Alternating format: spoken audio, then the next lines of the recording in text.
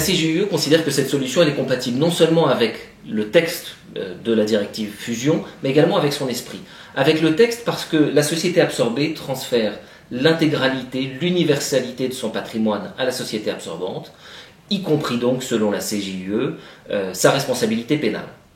Elle considère également que c'est compatible avec l'esprit de la directive. Parce que l'esprit de la directive, il est bien de protéger les tiers qui ne sont pas partis à cette opération de fusion, les tiers qui sont créanciers de l'entité absorbée, de les protéger de cette opération en leur offrant toujours un recours à l'encontre de la société absorbante. Donc l'esprit de la directive prévoit, selon la CJUE, cette possibilité de recours à la responsabilité pénale. C'est assez nouveau parce que la CJUE, en d'autres termes, nous dit que les États, lorsqu'ils poursuivent pénalement, sont en quelque sorte des créanciers des entités absorbées qui ont disparu dans l'entité absorbante et qu'ils doivent être protégés dans leur recours, y compris en matière pénale.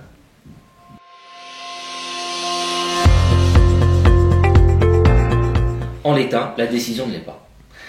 Le droit pénal français prévoit que nul n'est responsable pénalement que de son propre fait. En d'autres termes, si vous mourrez pendant les poursuites, vous ne pouvez pas être condamné pénalement. On ne condamne pas les morts. Et vos héritiers ne peuvent pas être condamnés non plus. La jurisprudence a transposé ce principe aux personnes morales en considérant qu'une personne morale qui faisait l'objet d'une fusion, qui était absorbée par une autre société, ne pouvait pas être condamnée pénalement parce que cette personne morale avait disparu. Quant à la société absorbante, on considérait qu'elle n'était pas responsable pénalement, puisque nul n'est responsable pénalement que de son propre fait, et donc qu'elle ne pouvait pas être poursuivie au titre des infractions commises par l'absorbé dont elle avait pris le patrimoine. Donc, en l'état, ces deux solutions sont contradictoires.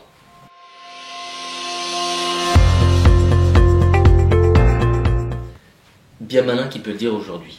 Le droit français a déjà prévu des aménagements à l'arrêt des poursuites dont je vous parlais précédemment. Aujourd'hui, on sait qu'une société absorbante peut être poursuivie à titre administratif, pas à titre pénal, mais à titre administratif pour des manquements boursiers ou des manquements à la réglementation de la concurrence. Par ailleurs, la jurisprudence écarte la notion de fraude.